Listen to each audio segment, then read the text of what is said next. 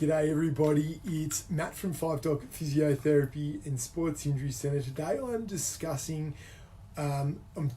shoulder dislocations. You can see I've got a little bit of a shoulder here, and we're going to do a little bit of anatomy and just kind of describe exactly what happens when we do dislocate our shoulder and some of the structures that can actually be damaged. If you are watching, please press like and comment any questions that you have below. Now, the shoulder is an awesome joint.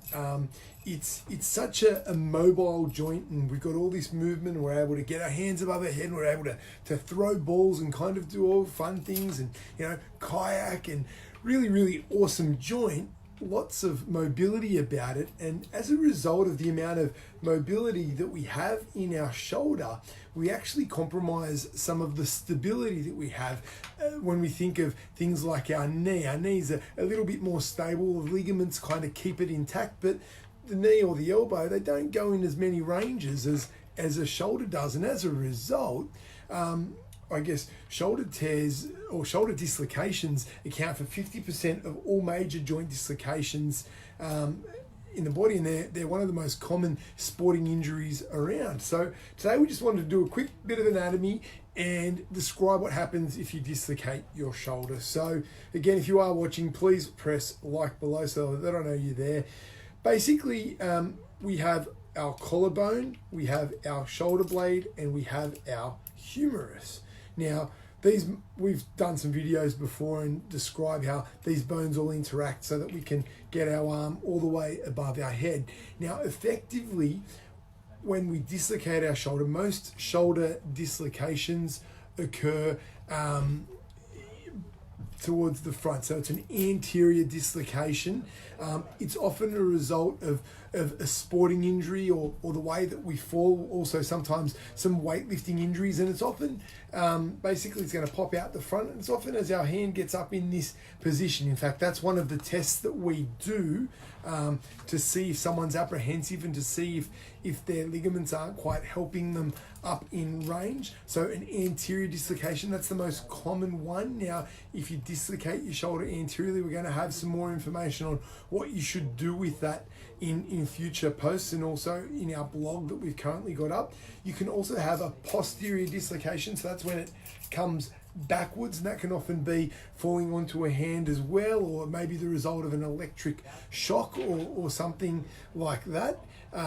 It's often quite common in elderly as well. Now, the last one is an inferior dislocation, and inferior dislocations not as common, most definitely. That's when it goes down.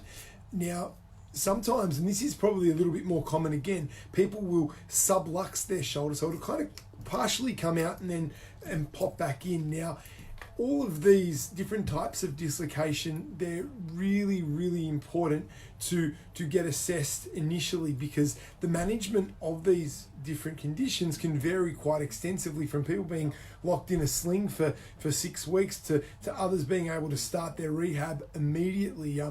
Just last week I was in the gym, and a young lad was doing some overhead pressing when he felt his shoulder go, and luckily enough I was there and I was able to help assist with his management. And basically the other thing that we should describe is that when you dislocate your shoulder, you also have a very good chance of injuring the bones around here, and have some different things called Hill-Sachs and Bankart lesions, which can kind of change your management again. So lots and lots of information, kind of a little bit tricky.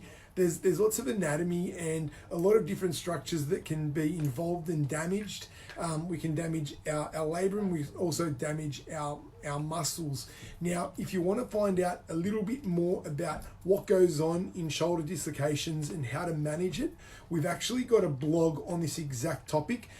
It's what's a shoulder dislocation and how do I manage it. So if you're interested in finding out a little bit more about the shoulder and what goes on during a dislocation and what things we should do to get back to life and sport and recreation, I highly recommend that you follow the links and do click on that blog.